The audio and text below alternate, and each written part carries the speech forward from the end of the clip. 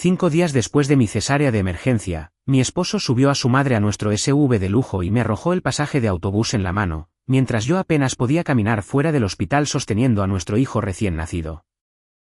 El recibo aún estaba tibio de su bolsillo cuando lo apretó en mi palma. 2 billetes de $1 arrugados, 75 centavos en monedas de 5. No hagas esto difícil, dijo Ethan, girándose ya hacia el coche. Me quedé en la acera frente al centro médico St. Augustine. 5 días después de la cirugía, sosteniendo a nuestro hijo contra mi pecho. El aire de octubre me calaba a través de mi cardigan. Mi incisión me ardía con cada respiración, una línea roja tensa debajo de mi pretina que tiraba cuando cambiaba el peso de Leo. No me habían autorizado a levantar nada más pesado que él.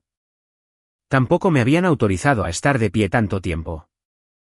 Carol estaba sentada en el asiento del pasajero de mi Lexus, arreglándose el lápiz labial en el espejo del parasol como si tuviera todo el tiempo del mundo. Mi coche, comprado 2 años antes de conocer a Ethan. Pagado en su totalidad, registrado solo a mi nombre. Ashley se inclinó por el asiento trasero y bajó la ventanilla. Hay una reserva a las 8, dijo. No llegues tarde. Miré a Ethan. Esperé a que dijera algo que hiciera que esto tuviera sentido. En cambio, miró su reloj. Ya te las arreglarás, dijo. Siempre lo haces. Pensé en la versión de él que se había sentado en la sala de partos 5 días antes, apretando mi mano tan fuerte que me dejó marcas, diciéndole al equipo quirúrgico, cuando el monitor fetal cayó y todo se movió rápido y clínico, que sería mejor que no nos perdieran a ninguno de los dos. Traté de alinear a ese hombre con el que estaba frente a mí ahora, ajustándose los gemelos, mirando hacia el SV como si yo fuera un retraso que necesitaba sortear. Las dos versiones no se superpondrían. Recuerdo eso específicamente, la sensación física de intentar mantener a ambos en mi cabeza a la vez y fallar. Luego se subió y se alejó de la acera, y vi cómo las luces traseras se hacían más pequeñas por la avenida de Lansanki hasta que giraron y desaparecieron. Un guardia de seguridad del hospital, un hombre corpulento llamado Miller, según su placa, se acercó y me preguntó si necesitaba una silla de ruedas hasta la zona de recogida. Le dije que estaba bien. No lo estaba. Un hombre en uniforme médico, fuera de servicio, aún con su credencial, me ayudó a subir el asiento del coche por los escalones del autobús número 12. Leo durmió durante todo el trayecto, con un pequeño puño acurrucado contra su mejilla. Me senté junto a la ventana y vi la ciudad pasar en pedazos, una lavandería, un restaurante cerrado, una iglesia con un cartel de un festival de otoño. Y en algún lugar entre la tercera y la quinta parada, dejé de esperar que esto se sintiera como un error que se resolvería solo. No lloré en ese autobús. La gente espera lágrimas en un momento como este. Lo que sentí en cambio fue más frío que eso y más constante. Eran 2 años de pequeñas advertencias que llegaban todas a la vez, apiladas y finalmente legibles. La forma en que le había dicho a una sala de inversores que una esposa tranquila hace un hogar feliz, y yo levanté mi copa y sonreí. La forma en que había reprogramado 2 de mis citas prenatales para que Ashley pudiera mostrar una propiedad frente al mar. La forma en que me había preguntado, mientras estábamos en una tienda de lencería eligiendo caminos de mesa para nuestra boda, si mi padre podría simplemente escribir un cheque para la luna de miel y quedarse en casa de la ceremonia. Yo tenía una excusa lista para él cada vez. Esa mañana, volviendo a casa en un autobús urbano con puntos de sutura bajo la ropa, se me acabaron. Aquí está lo que Ethan nunca supo. Mi nombre no es realmente Vivian Carter. Legalmente, nunca cambió. Soy Vivian Ayes y le dejé creer que eso no significaba nada. Mi padre es Richard Ayes, fundador de Ayes Global Holdings, el grupo de banca privada que financia silenciosamente más de la mitad de los préstamos de construcción de tamaño medio en esta ciudad. Nunca mentí directamente sobre mi apellido. Simplemente dejé que Ethan asumiera lo que quisiera asumir, que mi padre dirigía un pequeño negocio de distribución en algún lugar del norte del estado. El tipo de cosa que se hereda y se mantiene modesta, no el tipo de cosa que hace que tu fotografía aparezca en una revista de comercio financiero 2 veces al año. Quería, por una vez en mi vida, ser amada por la versión de mí que no venía con un balance adjunto. Durante 2 años, ese acuerdo se mantuvo, y durante 2 años la empresa de Ethan creció a un ritmo que debería haberme alarmado. 3 desarrollos iniciados en 18 meses. Un proyecto frente al mar, Tidewater Point, que por cualquier medida normal no debería haber podido financiar. Me dije a mí misma que simplemente era brillante. Ignoré la forma en que ciertos inversores me miraban un poco demasiado en las cenas, como si esperaran que confirmara algo que no había dicho. Cuando el autobús me dejó a 2 manzanas de nuestro edificio, caminé el resto del camino, sosteniendo a Leo contra mi pecho con un brazo y la bolsa de pañales colgada del otro hombro, mi incisión gritando con cada paso. Cuando llegué a nuestro apartamento en el Oldrie, el viaje en ascensor me pareció los 6 pisos más largos de mi vida. El apartamento olía a ajo cuando finalmente abrí la puerta. Carol no me había dejado un plato. Me senté en la mesa de la cocina con mi hijo dormido sobre mi hombro e hice una llamada telefónica. No a una amiga, no a un abogado, a mi padre. Él se quedó en silencio de esa manera particular que tiene justo antes de decidir arreglar algo. Quédate exactamente donde estás, dijo. No desempaques nada. No discutas conmigo sobre esto. 19 minutos después, un coche negro se detuvo frente al Oldrie. El jefe de personal de mi padre, Mark Hensen, salió con un traje que claramente se había puesto a toda prisa. La corbata ligeramente torcida. Detrás de él, un segundo coche trajo a una enfermera posparto y a una consultora de lactancia. Ambas ya llevaban sus bolsas de equipo, ambas ya caminaban hacia mi puerta antes de que yo terminara de llorar por teléfono. Ese fue el momento en que comprendí que las 2 vidas que había estado llevando a caballo durante 2 años estaban a punto de colisionar, y solo una de ellas iba a sobrevivir. La casa de mi padre se encuentra en 11 acres detrás de un muro de piedra en Thornhill Road, una propiedad llamada Bellewood que ha estado en la familia desde antes de que yo naciera. Ethan había pasado por esas puertas una docena de veces a lo largo de los años de camino a otros clientes sin saber que me pertenecían. Esa noche, con la ayuda de Mark, llegué allí. En lugar de quedarme en un apartamento que todavía olía a la cena de otra persona, mi padre escuchó toda la historia sin interrumpir una vez, sentado muy quieto en el sillón de cuero junto a la ventana, con sus gafas de lectura empujadas hacia su cabello gris. Cuando llegué a la parte del pasaje del autobús, su mandíbula hizo algo que no le había visto hacer desde el año en que murió mi madre. Su teléfono sonó en medio de ello. Ethan quería saber dónde estaba la cena, no preguntaba por su hijo, preguntaba por la cena. Mi padre se levantó lentamente y dejó su propio teléfono boca abajo en la mesa auxiliar. Corta esa línea, le dijo a Mark. Bloquea todos los números que tenga para mí, para la casa, para la oficina. Luego cogió un segundo teléfono, ya marcando. Consígueme al departamento legal. Consígueme al director financiero. Quiero todas las garantías que toquen los proyectos de Ethan Mars en mi escritorio por la mañana. Me senté más erguida y mi incisión tiró con la fuerza suficiente para que yo jadeara. Papá. Todos los bancos que le extendieron crédito lo hicieron creyendo que Ayes Global lo respaldaba de alguna manera, dijo, sin mirarme. Él construyó un imperio sobre un nombre con el que juró que ni siquiera sabía que se había casado. Y 5 días después de que le dieras un hijo, te puso en un autobús. Volvió al teléfono antes de que yo pudiera responder. Congela cualquier cosa que toque sus proyectos activos. Quiero una auditoría de cada cuenta con vínculos informales con nosotros por la mañana. Al otro lado de la ciudad, en un apartamento que solía ser mío también, Ethan estaba paseando por la cocina, furioso porque su cena no estaba lista, llamando a un número que ya había muerto. No tenía idea de lo que acababa de ponerse en marcha 2 horas después de que se alejara de esa acera. Ni idea de que cada firma, cada garantía informal y silenciosa que había permitido a los bancos extenderle más crédito del que realmente había ganado estaba a punto de desmoronarse en un movimiento silencioso y deliberado. Me senté en ese estudio sosteniendo a mi hijo, viendo cómo la mandíbula de mi padre permanecía tensa como lo había hecho 13 años antes en una habitación diferente por un tipo diferente de pérdida. Mark estaba de pie junto a la puerta, ya escribiendo algo en su teléfono sin que se lo pidieran. En algún lugar de la ciudad, la gente estaba a punto de abrir correos electrónicos que cambiarían todo lo que Ethan creía haber construido para sí mismo. Y él seguía de pie en nuestra cocina, mirando una estufa vacía, preguntándose por qué su esposa no respondía. Sentí algo en ese sillón de cuero que no me había permitido sentir en la acera frente al hospital. No dolor, todavía no. Solo una fría y firme certeza de que Ethan no tenía idea de lo que había comenzado. Y por la mañana, tampoco lo tendría nadie más que hubiera construido su confianza en él sobre una mentira que había dejado pasar durante 2 años.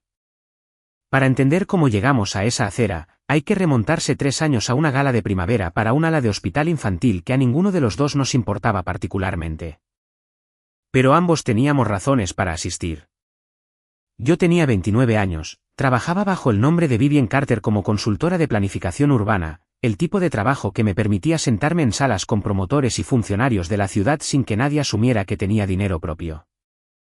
Ethan tenía 34 años, ya llevaba 3 años construyendo Mars Development Group, ya le decía a cualquiera que quisiera escuchar que había empezado sin nada más que una licencia de contratista y una camioneta usada.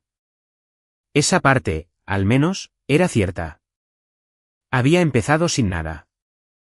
Lo que nunca mencionó fue lo rápido que la nada se había convertido en algo, o lo incómoda que debería habernos parecido a ambos esa velocidad. Él me encontró en la mesa de postres y me preguntó qué hacía una persona de números en una gala llena de arquitectos. Le dije que hacía consultoría de uso de suelo. Me dijo que estaba construyendo algo en la orilla del mar que iba a cambiar la forma en que la gente pensaba sobre esta ciudad. Recuerdo pensar, mientras lo veía hablar con las manos, que él creía cada palabra. Todavía creo que sí. En esos primeros 8 meses antes del compromiso, Ethan fue, en cualquier medida honesta, bueno conmigo. Recordaba que odiaba el cilantro y discretamente pedía a los restaurantes que lo omitieran. Condujo 90 minutos de ida y vuelta 2 veces para sentarse en una sala de espera mientras me hacían un procedimiento menor, trayendo un libro que nunca abrió porque pasó todo el tiempo mirando la puerta. Traigo esto a colación no para excusar lo que vino después, sino porque creo que es importante para cualquiera que escuche y que haya intentado entender a una persona que los hirió. No era una máscara sobre la nada. Era un hombre real y complicado que se convirtió en alguien peor. Cuanto más se permitía que el dinero y la ambición se sentaran sin control junto a los buenos instintos con los que empezó. Eso no es un consuelo. Es simplemente la verdad. Y la verdad, descubrí, rara vez llega en una forma lo suficientemente simple como para odiarla limpiamente.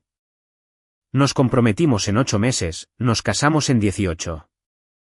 Mi padre me llevó al altar en St. Margarites en junio, 2 años antes de aquella mañana en el autobús, y dio un brindis tan cuidadosamente redactado, cálido, breve, totalmente libre de cualquier detalle sobre lo que realmente hacía para vivir, que recuerdo sentirme agradecida. Y debajo de la gratitud, un pequeño destello de culpa que no examiné lo suficiente. Me había preguntado la semana anterior a la boda si estaba segura de que quería mantener las cosas como las habíamos arreglado. Mi nombre inalterado en los papeles. Su papel descrito a la familia de Ethan solo en términos vagos. Un amigo de la familia presentado en la cena de ensayo simplemente como un asociado de negocios de Richard, cuando en realidad dirigía el brazo logístico más grande de Ayes Global. Le dije a mi padre que estaba segura. Le dije que quería, por una vez en mi vida, construir algo que no tuviera nada que ver con lo que él había construido primero. Él asintió y dijo algo que no entendí completamente hasta mucho después. Solo asegúrate de que es a él a quien te estás protegiendo de ser amada por las razones equivocadas y no algo en ti misma que aún no has mirado. Le dije que no sabía lo que eso significaba. Todavía pienso en eso más que en casi cualquier otra cosa que me haya dicho. Debería haberlo examinado. Las señales ya estaban allí si yo hubiera querido verlas. 6 semanas antes de la boda, nos sentamos en una tienda de lencería en Belort Street eligiendo caminos de mesa. Una decisión que debería haber tomado 20 minutos y de alguna manera tomó 2 horas porque Ethan seguía excusándose para atender llamadas. Entre las muestras de color marfil y champán. Dejó su teléfono y preguntó casi de pasada si mi padre consideraría simplemente escribir un cheque para la luna de miel en lugar de hacer el viaje para la ceremonia. Él quiere estar allí, Ethan, dije. No se trata del cheque. Solo digo que algunos padres lo prefieren así. Escriben el cheque. Se saltan la charla trivial. Escogió la muestra de marfil y la sostuvo a la luz como si la conversación ya hubiera terminado. Eficiente. Me lo tomé a risa en ese momento. Me dije a mí misma que estaba bromeando. Que era el estrés previo a la boda. Que un hombre construyendo 3 propiedades a la vez tenía derecho a un poco de visión de túnel sobre lo que importaba y lo que no. No me di cuenta hasta mucho después de que nunca me había hecho una pregunta real sobre mi padre. Ni sus intereses, ni su historia, ni siquiera su primer nombre hasta que las invitaciones lo requirieron. Un hombre a punto de casarse con una familia generalmente quiere saber algo sobre ella. Ethan quería saber qué tan rápido se podían minimizar las obligaciones asociadas. El patrón no se anunció. Llegó a plazos, lo suficientemente pequeños cada vez como para que retroceder pareciera desproporcionado. En nuestra cena de compromiso, organizada por sus padres en un asador del centro, Ethan me presentó a una mesa de sus asociados de negocios como alguien que solía hacer algo con números antes de que nos pusiéramos serios. Yo tenía en ese momento una maestría en planificación urbana y 4 años de trabajo de consultoría, incluyendo una propuesta de rezonificación que había sido publicada en una revista especializada. Dejé pasar el comentario porque corregir a tu prometido frente a su madre me parecía el tipo de cosa que se archivaría y se usaría en tu contra más tarde, y yo ya tenía la sensación, incluso entonces, de lo larga que era la memoria de Carol para las ofensas, reales e imaginarias. La propuesta en sí, si soy honesta, también debería haberme dicho algo. Aunque no me permití leerla de esa manera hasta mucho después. Ethan no me propuso matrimonio con un anillo que eligió basándose en algo que sabía sobre mis gustos. Me propuso matrimonio con un anillo que valoró en función de lo que había oído en la cena de un amigo en común. Otro invitado describió como apropiado para alguien de una familia como la suya. Me enteré de esto de segunda mano por la amiga, una mujer llamada Sara a la que conocía desde la escuela de posgrado, que lo mencionó meses después como un detalle encantador, una prueba de lo en serio que Ethan se había tomado todo el asunto. Recuerdo reírme con ella en ese momento. Recuerdo, mucho después, comprender que Ethan había estado valorando un anillo de compromiso basándose en una suposición sobre las expectativas de mi familia un año completo antes de que me preguntara quién era mi padre y simplemente nunca me había preguntado directamente. Sara intentó advertirme una vez a su manera oblicua en mi despedida de soltera. Estábamos compartiendo una botella de vino en su balcón después de que los otros invitados se hubieran ido a casa y ella preguntó, a propósito de nada, si pensaba que Ethan realmente sabía quién era yo. Le dije que por supuesto que sí. Llevábamos 2 años juntos para entonces. Ella dijo que eso no era exactamente lo que quería decir. Y cuando la presioné, ella lo desestimó y dijo que había bebido demasiado vino para tener sentido. No le pedí que aclarara. He pensado en esa conversación inacabada más veces de las que puedo contar desde entonces. Dándole vueltas como se le da vuelta a una piedra buscando lo que hay debajo. Siempre un poco demasiado tarde. A Carol nunca le caí bien. No exactamente, y no por ninguna razón que ella expresara claramente. Tenía una forma de hacer preguntas que no eran preguntas. ¿No es agradable que Ethan haya encontrado a alguien tan tolerante? Dicho con una sonrisa que hacía que el desacuerdo pareciera una prueba de lo contrario. Ashley, 2 años menor que Ethan y recién licenciada en bienes raíces de lujo en ese momento, me trataba menos como una cuñada y más como un obstáculo entre ella y una relación de trabajo más estrecha con su hermano. Había construido toda su cartera de clientes, me enteraría más tarde, con referencias de los proyectos de Ethan. El incidente específico que debería haberme dicho todo ocurrió 4 meses antes de la boda. En una cena que Ethan organizó para 2 de sus primeros inversores, una pareja de unos 60 años llamados los Thompson, que habían invertido dinero en su primer desarrollo cuando eran 3 casas adosadas convertidas y muchas promesas. A mitad de la comida, el señor Thompson se volvió hacia mí, rellenando su vino, y dijo con la fácil confianza de un hombre que pensaba que estaba teniendo una conversación agradable, su padre debe estar encantado viendo lo que ustedes dos están construyendo juntos. Recuerdo el pequeño silencio que siguió. Recuerdo decirme a mí misma que me había confundido con otra persona, con otro invitado, con otra familia. Ethan no lo corrigió. Ethan ni siquiera levantó la vista de su plato. Simplemente llevó la conversación a la variación de zonificación en Tidewater Point como si nada se hubiera dicho en absoluto. Y yo lo dejé pasar porque confrontarlo significaba admitir que no entendía completamente lo que mi esposo les había dicho o no a la gente sobre mí. Ese es el detalle que debería haber perseguido. No lo hice. Lo archivé con todo lo demás. Y seguí diciéndome a mí misma que el hombre que una vez había llorado en nuestro compromiso, en realidad lloró bajo la lluvia afuera de mi apartamento con un anillo que había ahorrado 11 meses para poder pagar, todavía estaba allí en algún lugar. Debajo de la versión de él que estaba empezando a calcular todo, incluyéndome a mí. Para nuestro primer aniversario, la versión calculadora había ganado en su mayoría. La primera escalada real llegó 6 meses después del matrimonio, cuando estaba embarazada de 3 meses y tenía una ecografía programada que había marcado en nuestro calendario compartido con 2 semanas de antelación. Ethan me envió un mensaje de texto 40 minutos antes de la cita para decir que Ashley lo necesitaba para guiar a un cliente por una propiedad en Larks Lane, una propiedad de $2 millones que le reportaría una comisión cercana a los $60,000 si se cerraba.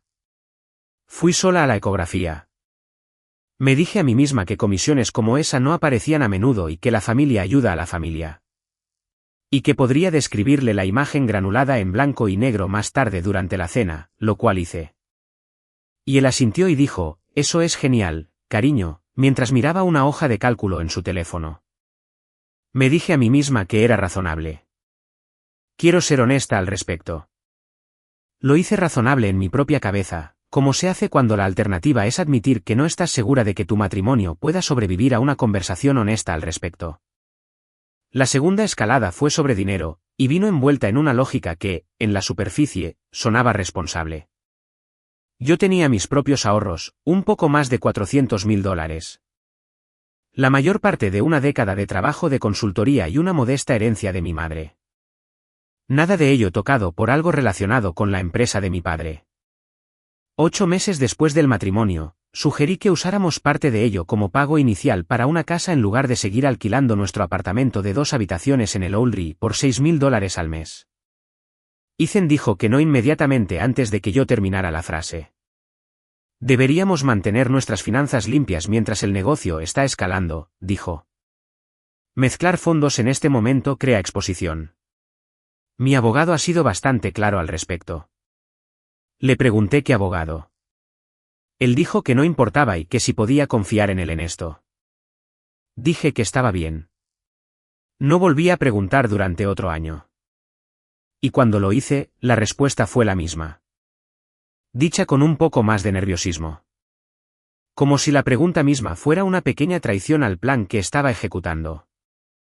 Lo que no sabía entonces y no sabría durante otro año y medio era que mantener nuestras finanzas limpias no tenía nada que ver con protegerme. Tenía que ver con mantener mi nombre, y por extensión, el nombre de mi padre. Lo suficientemente cerca como para implicar y lo suficientemente lejos como para negar. La tercera escalada involucró directamente a su madre.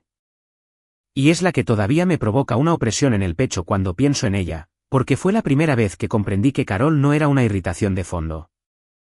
Era una participante activa. Tenía 5 meses de embarazo y lidiaba con síntomas leves de preeclampsia. Mi médico, una obstetra llamada Dra. Owens, los había señalado como dignos de una vigilancia estrecha. Presión arterial elevada, algo de hinchazón que la preocupaba lo suficiente como para programar visitas adicionales.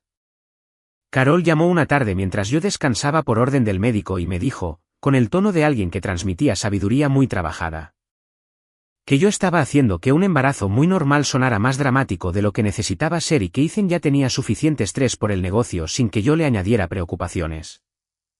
Le dije que mi médico había señalado preocupaciones reales. Ella dijo que los médicos señalan cosas para justificar sus honorarios. Cuando le mencioné este intercambio a Ethan esa noche, esperando algo parecido a una defensa de mí, él suspiró y dijo, es que ella es chapada a la antigua.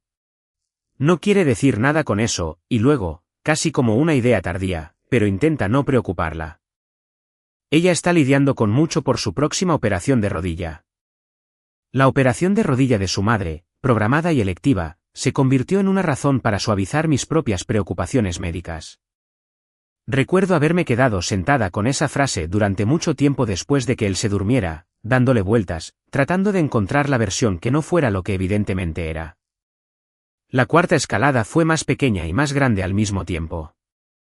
2 semanas antes de mi fecha de parto, a las 37 semanas, tuve un susto, un dolor abdominal agudo y repentino y sangrado que me envió a la sala de emergencias sola a las 10 de la noche porque Ethan estaba en una cena con un cliente de la que dijo que no podía irse sin arruinar la relación.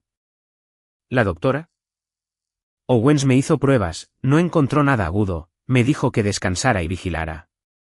Le envié un mensaje de texto a Ethan con la actualización. Él respondió 2 horas después con un emoji de pulgar hacia arriba y me alegro de que no sea nada. La cena se alargó. Pronto en casa.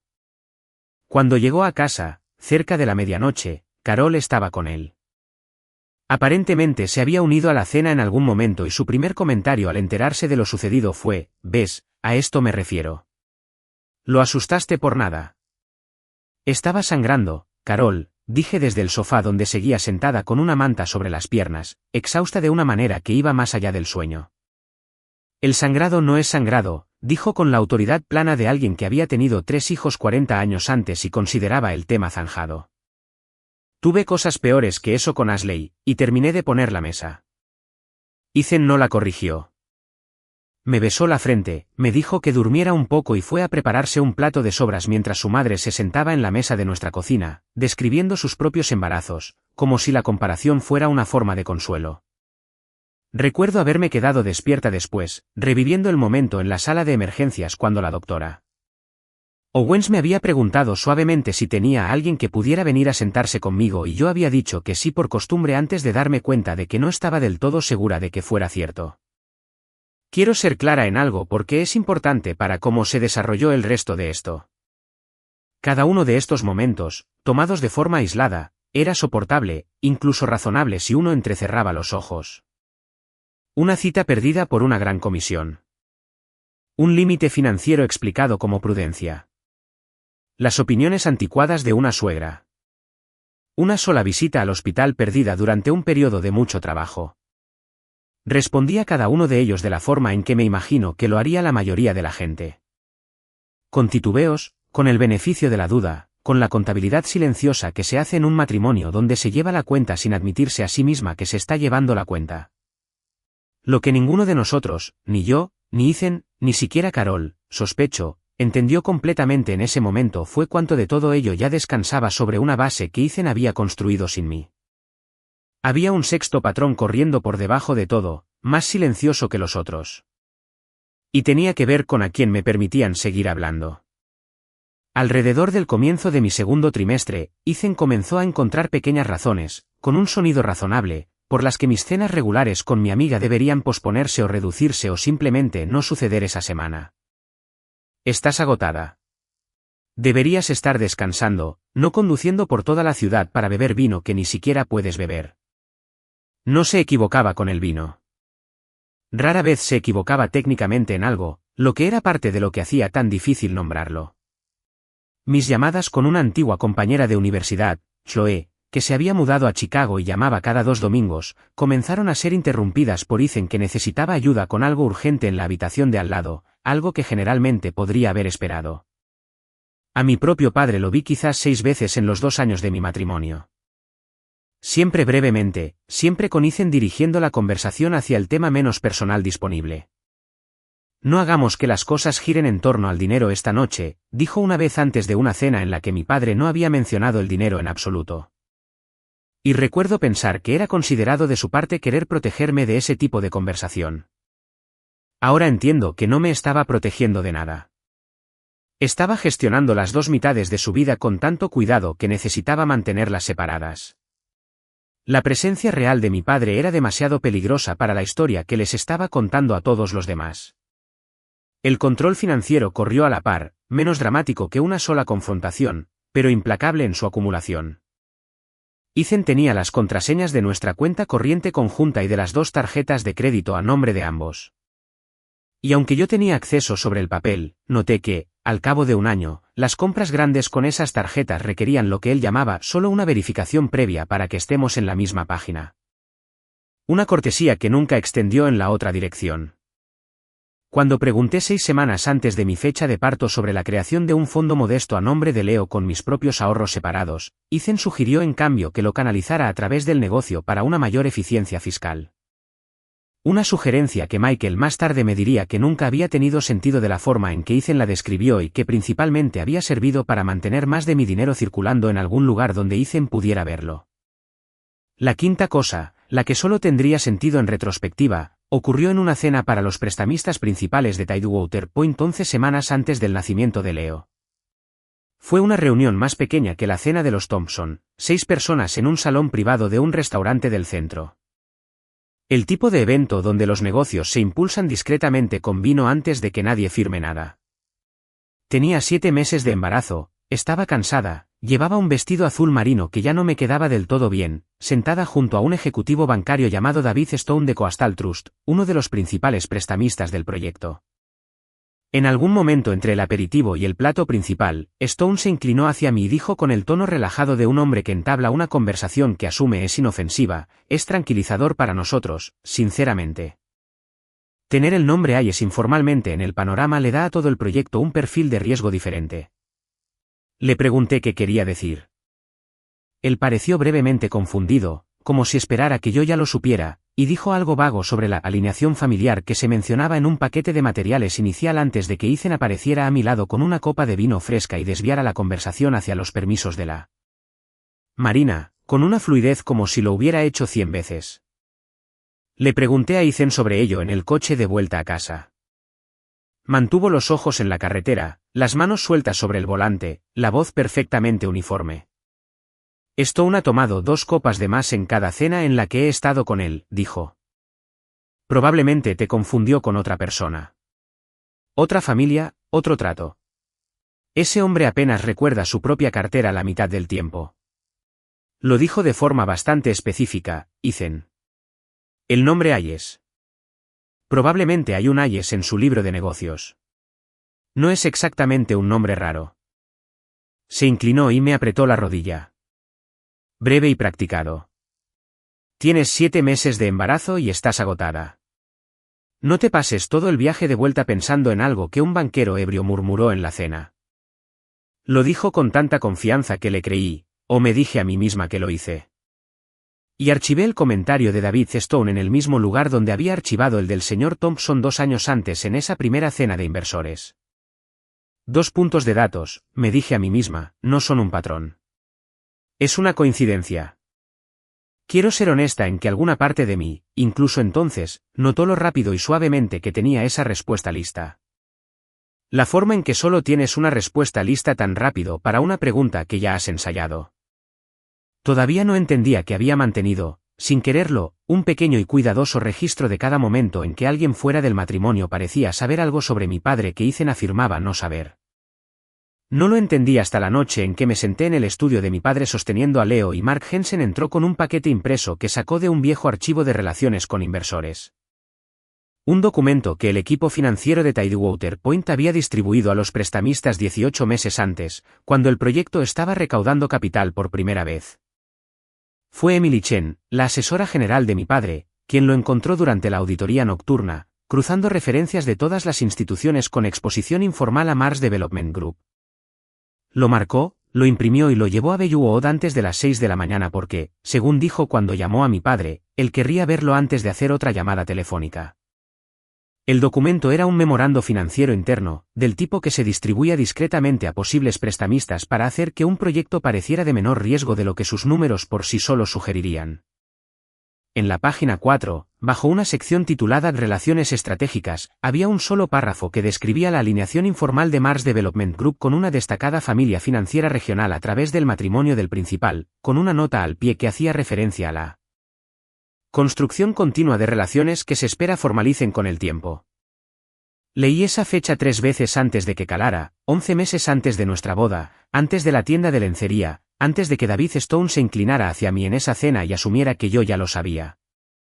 Antes de que me parara en el altar de St. Margarites, creyendo que había mantenido con éxito una parte de mi oculta de un hombre que amaba el resto.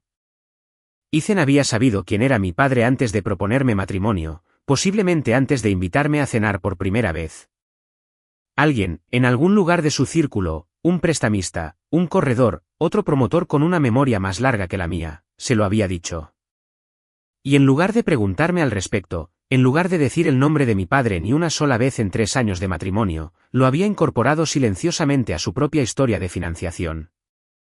lo había usado como cebo ante los bancos como una razón para extenderle más cuerda de la que sus números justificaban, y luego regresaba a casa todas las noches y me dejaba creer que había ocultado algo con éxito, algo con lo que él había contado todo el tiempo.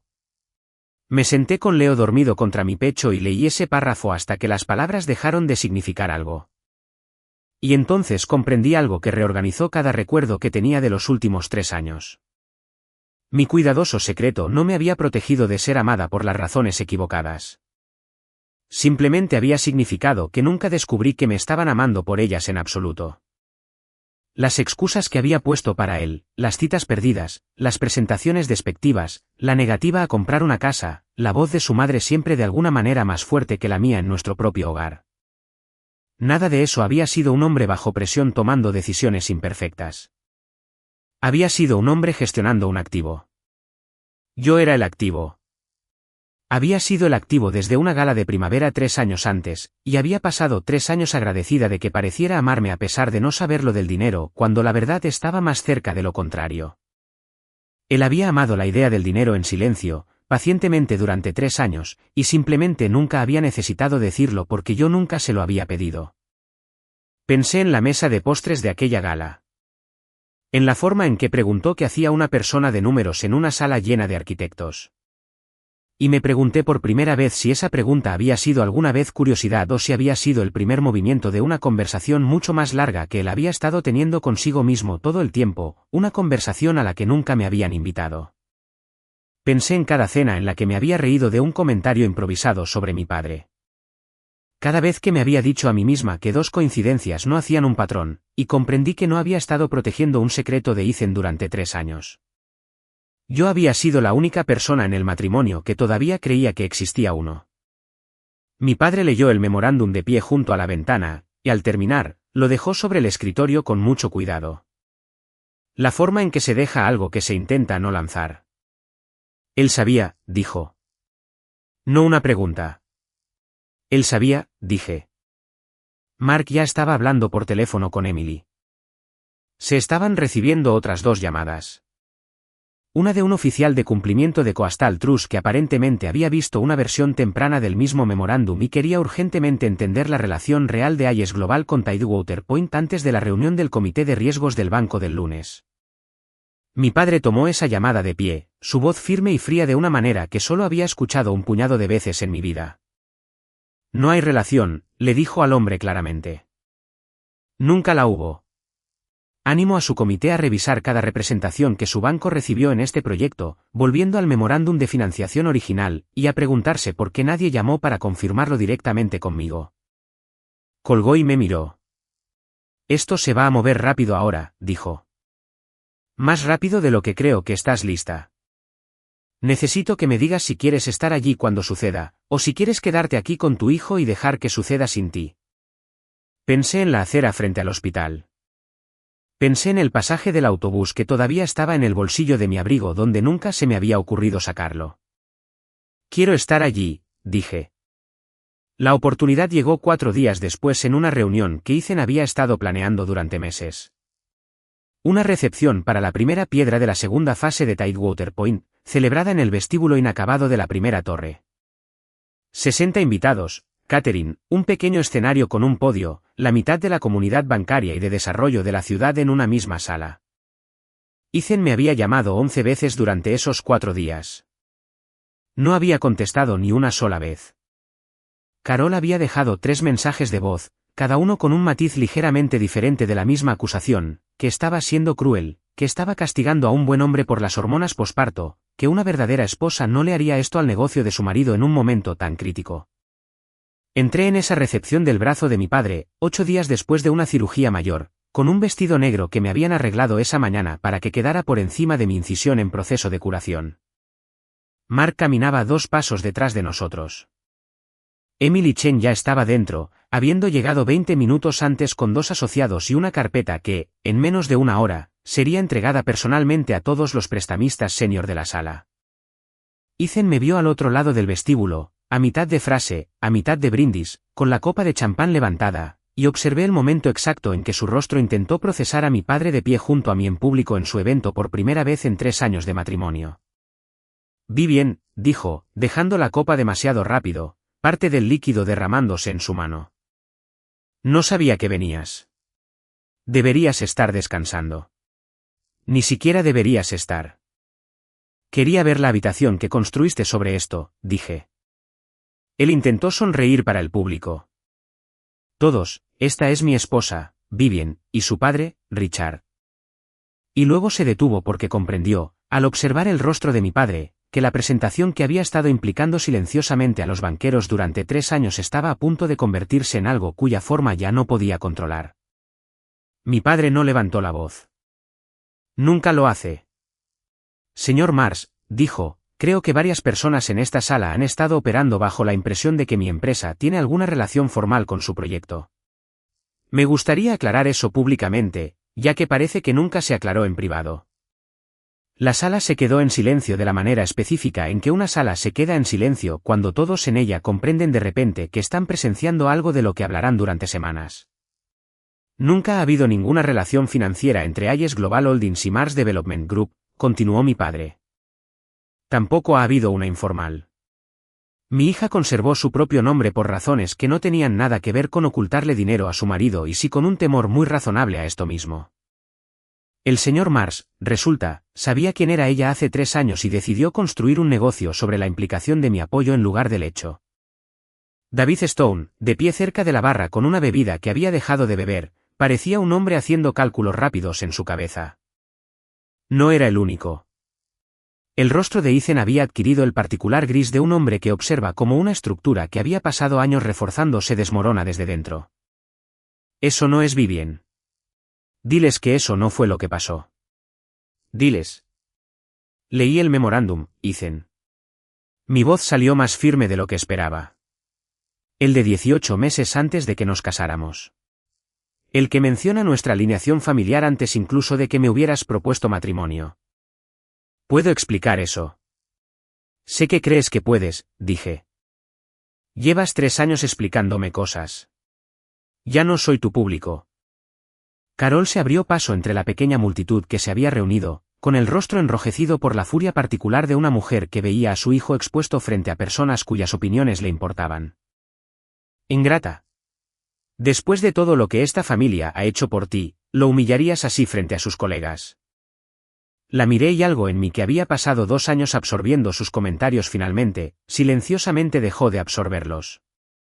Me viste en una acera 5 días después de la cirugía y me entregaron un pasaje de autobús, dije. Te arreglaste el lápiz labial en mi coche mientras sucedía. No me hables de lo que esta familia ha hecho. Ashley se había quedado muy quieta cerca del podio, con el teléfono en la mano, y comprendí, al observar su rostro, que estaba haciendo sus propios cálculos. ¿Cuántos de sus clientes habían llegado a través de referencias vinculadas a un proyecto que estaba a punto de volverse radioactivo? ¿Cuántas de sus propias comisiones se construyeron sobre una base que ya no existía?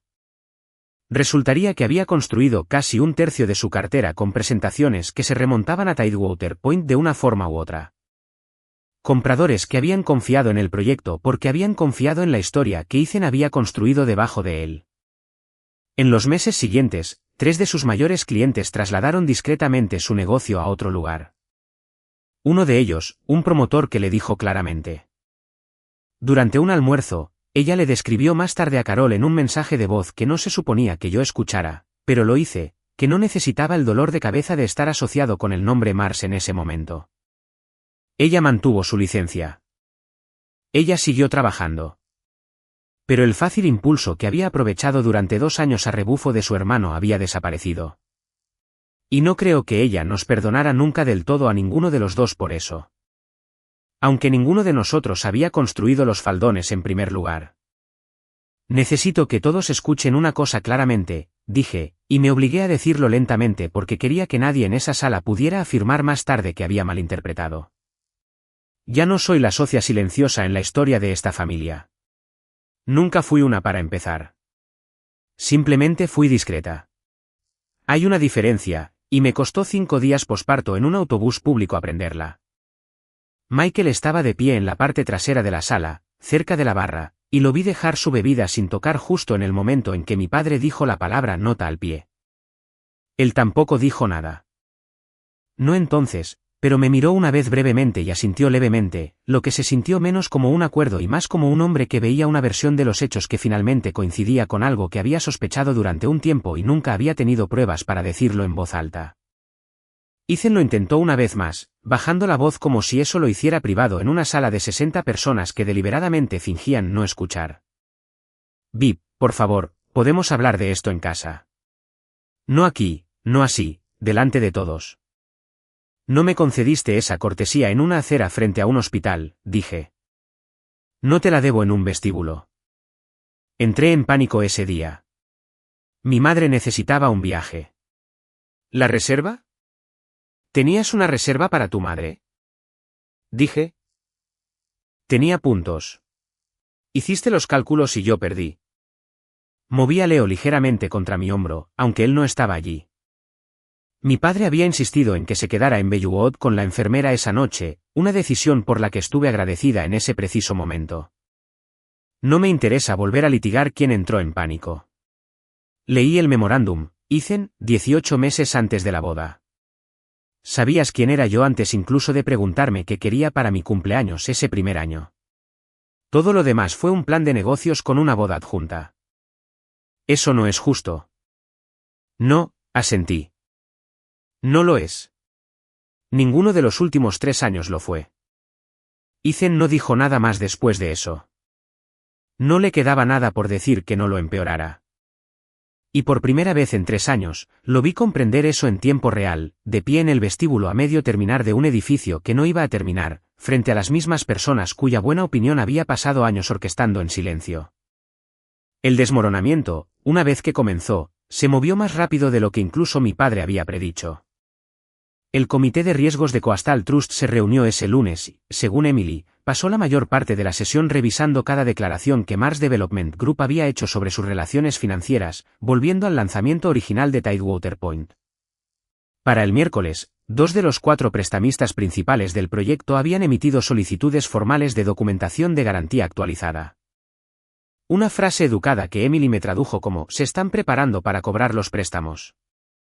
2 días después de la recepción, Ethan intentó algo que no había anticipado.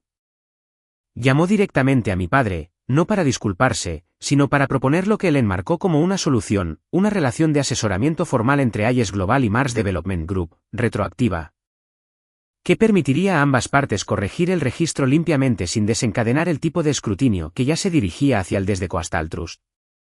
Mark me transmitió la llamada casi palabra por palabra esa misma tarde, aún visiblemente sorprendido por la audacia de Ethan.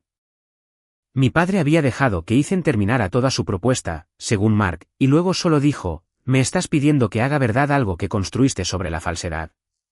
No hago negocios de esa manera, y tampoco, resulta, mi hija», antes de colgar. Ethan intentó un enfoque diferente con nuestros amigos en común la semana siguiente.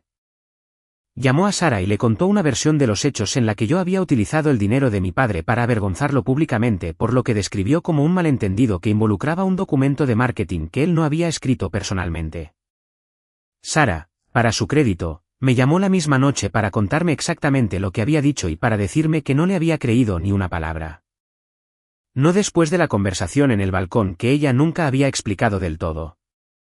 Debí haber dicho más en ese entonces, me dijo. No pensé que fuera mi lugar.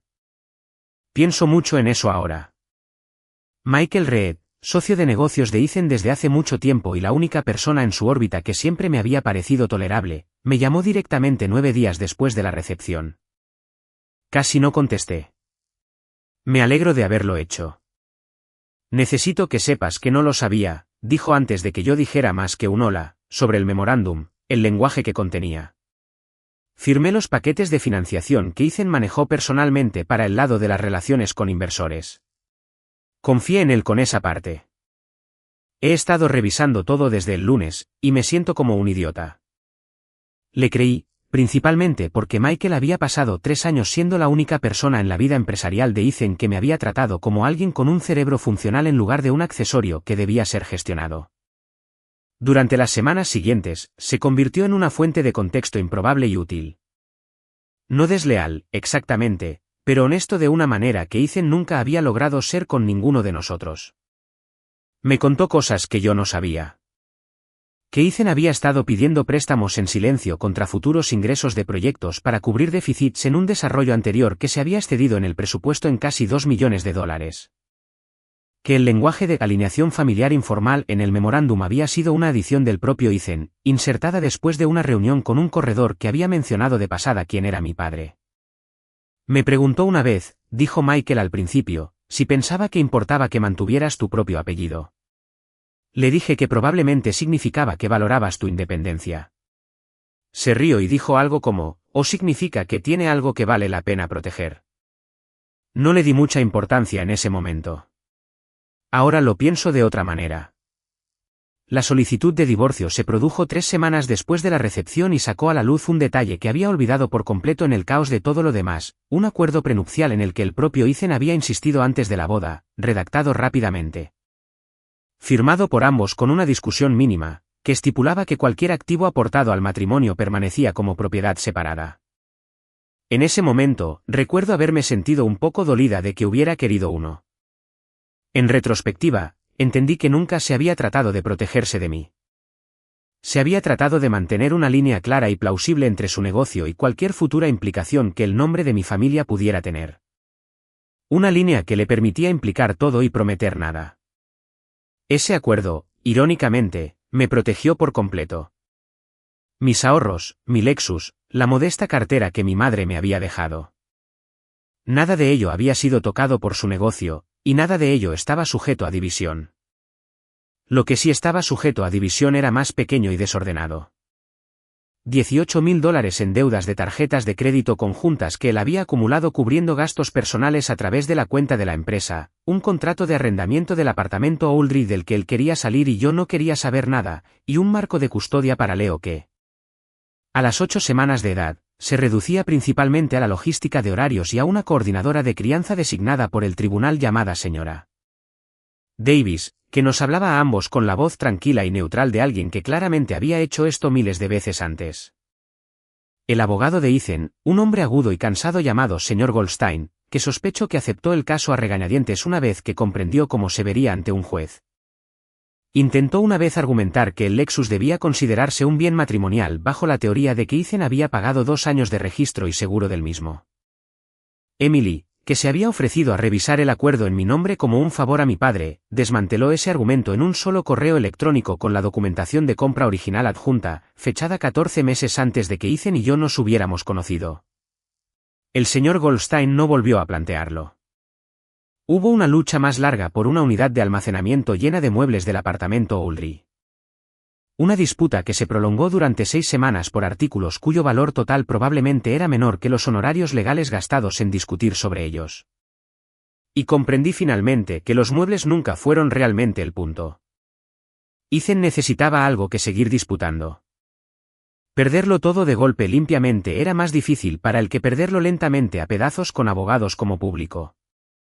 Ethan luchó más por los términos de la custodia que por cualquier otra cosa, lo que me sorprendió hasta que comprendí, al observarlo en la mediación, que Leo se había convertido, en su mente, en el último activo con verdadera influencia que le quedaba. La señora Davis, en una de nuestras sesiones conjuntas, le preguntó claramente por qué quería visitas nocturnas con un bebé que todavía amamantaba con un horario que su nuevo apartamento a 2 estados de distancia no podía acomodar. Él no tenía una respuesta que se mantuviera bajo la pregunta, y lo vi darse cuenta en tiempo real, de la misma manera que lo había visto darse cuenta de muchas cosas en tiempo real durante esos primeros meses. Se presentó a 2 visitas supervisadas en el primer mes, luciendo más delgado, más afilado en los bordes, todavía diciendo a cualquiera que quisiera escuchar que todo esto había sido un malentendido, una reacción exagerada de una esposa. Un suegro con un rencor y demasiado dinero para usarlo irresponsablemente. Hubo amabilidades menores en esas semanas que no había esperado y en las que todavía pienso. ¿La doctora Owens, mi obstetra, me llamó ella misma 2 semanas después de la recepción, no por una razón médica, solo para ver cómo estaba y admitió que había notado cosas durante mi embarazo sobre las que había querido decir algo y no lo había hecho porque no era su lugar y que ahora lo sentía. Marqué los síntomas de preeclampsia porque eran reales, dijo. Quiero que sepas que nunca pensé que estabas siendo dramática. No me había dado cuenta de cuánto necesitaba que alguien con uniforme médico dijera eso en voz alta hasta que ella lo hizo. Miller, el guardia de seguridad del hospital que me había ofrecido una silla de ruedas en la acera esa mañana y lo había dejado pasar suavemente cuando la rechacé, me reconoció meses después en una cita de seguimiento y me preguntó con cuidado cómo estaba el bebé. Cuando le conté brevemente lo que realmente había sucedido ese día, se quedó en silencio por un segundo y luego dijo, me lo preguntaba. No parecías una mujer con un viaje esperando. No fue mucho. De alguna manera fue exactamente suficiente.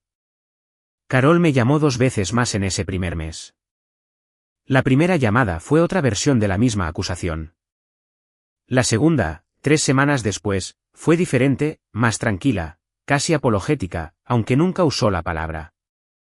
Aparentemente se había enterado por Ashley del alcance total de lo que la auditoría había descubierto, incluyendo un detalle que yo misma no había sabido hasta que ella lo dijo, que Ethan le había pedido a su madre, antes de la boda, que le ayudara a averiguar más sobre mi familia. Y ella había hecho algunas llamadas propias a viejos amigos en círculos empresariales locales. No me había dicho esto para disculparse. Me lo había dicho porque el negocio de Ashley había perdido 4 importantes relaciones de referencia en un mes. Y Carol, creo, quería que alguien entendiera que ella tampoco había sabido del todo lo que su hijo había construido. No la perdoné. Sin embargo, por primera vez, la comprendí un poco. Y comprender no es lo mismo que perdonar, pero está más cerca de la paz que la ira. Carol envía una tarjeta por el cumpleaños de Leo ahora. Siempre con 1 o 2 semanas de retraso. Siempre firmada simplemente, Abuela Carol, sin mencionar a Ethan en absoluto, como si los dos existieran en líneas de tiempo separadas que coincidieran en este pequeño y cauteloso gesto. No le contesto. Tampoco tiro las tarjetas. Las guardo en el mismo cajón que la fotografía de nuestro primer aniversario. Evidencia, supongo, de que las personas pueden ser genuinamente crueles y aún así capaces de algo adyacente al amor, aunque llegue demasiado tarde y en una dosis demasiado pequeña para deshacer lo que vino antes. Hubo una noche, unas 6 semanas después de la recepción, en la que me senté en la guardería de Bellewood.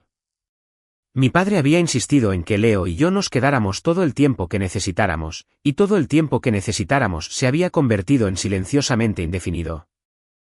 Acunando a mi hijo a las 2 de la mañana, me permití llorar por lo que aún no había llorado.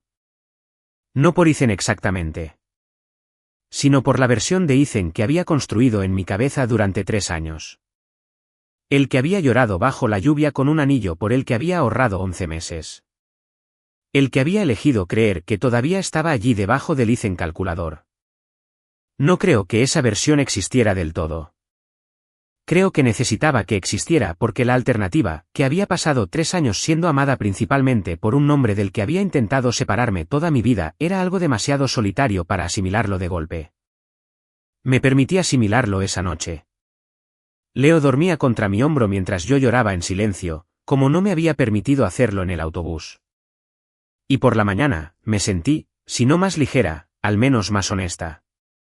Revisando fotografías antiguas 1 o 2 semanas después, encontré una de nuestro primer aniversario.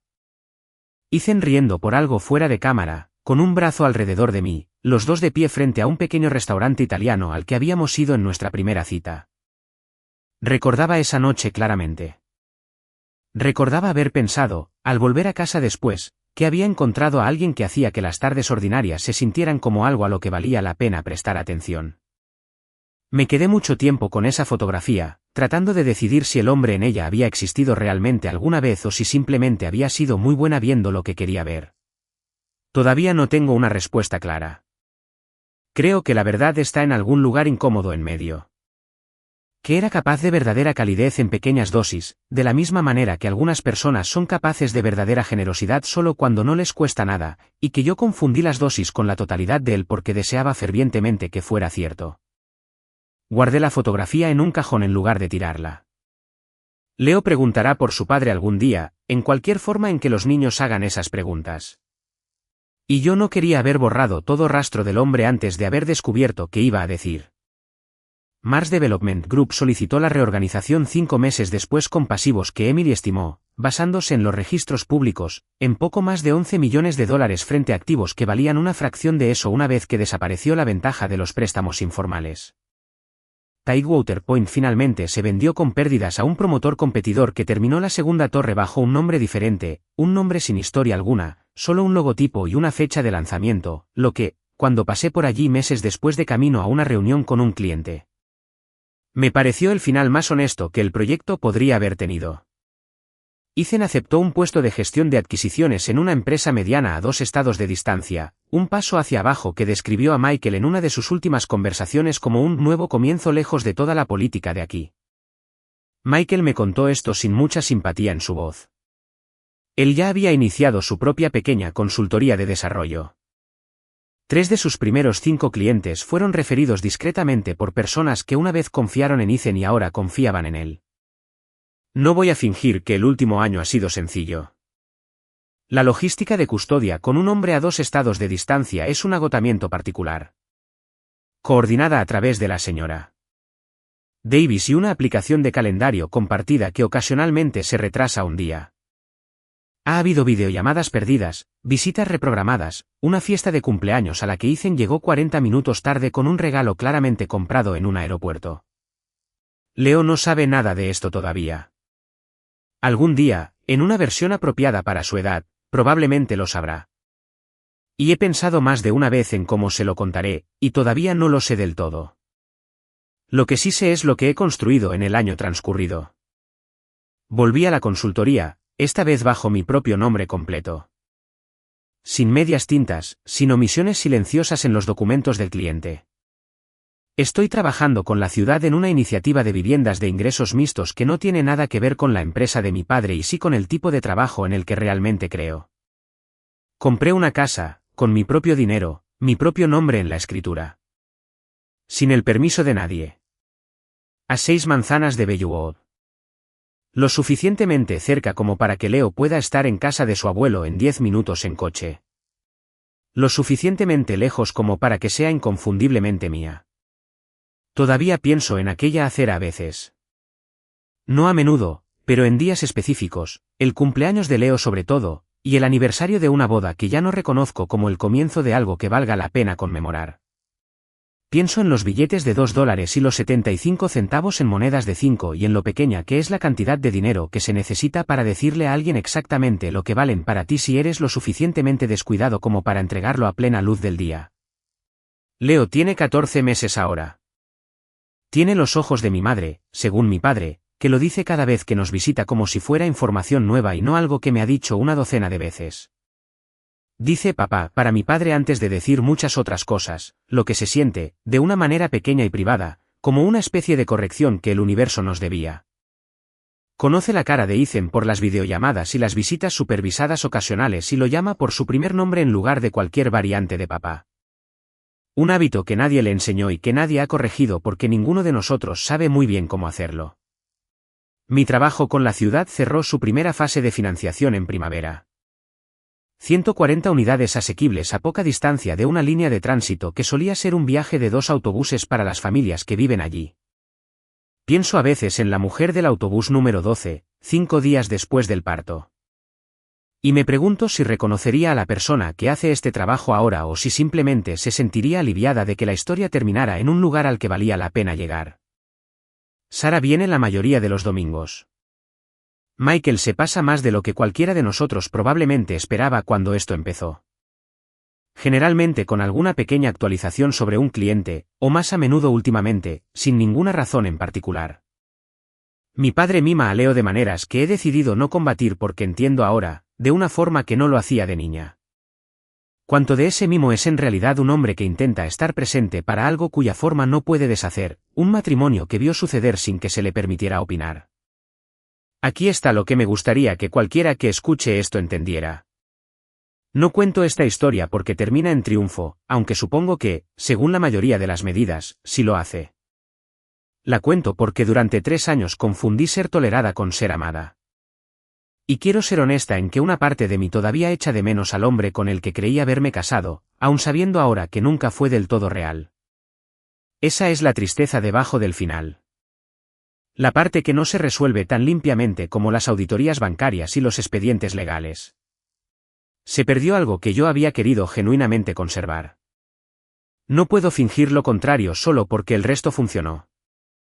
Pero también sé esto ahora de una manera que no lo sabía antes de aquella mañana en el autobús. Las personas que te aman por quien realmente eres no necesitan un memorándum para explicar por qué. No calculan el perfil de riesgo de amarte. Simplemente lo hacen llanamente, sin una nota al pie sobre la construcción de relaciones que se espera formalice con el tiempo. Pienso en la mujer que era hace 3 años, ocultando un nombre en una mesa de postres porque deseaba desesperadamente ser elegida por algo más que lo que venía con ella. Y no la juzgo como hubiera esperado hacerlo. No fue tonta. Estaba esperanzada de una manera específica y ordinaria, como la mayoría de la gente tiene esperanza cuando se enamora, y la esperanza así no viene con una etiqueta de advertencia. Simplemente cuesta lo que cuesta. Y descubres el precio más tarde, generalmente en una acera en algún lugar, sosteniendo algo que harías cualquier cosa por proteger. 5 días después de mi cesárea de emergencia, mi esposo me entregó el pasaje de autobús y se marchó en mi propio coche con su madre en el asiento del pasajero. Me tomó la mayor parte de un año comprender que el pasaje del autobús no fue la herida.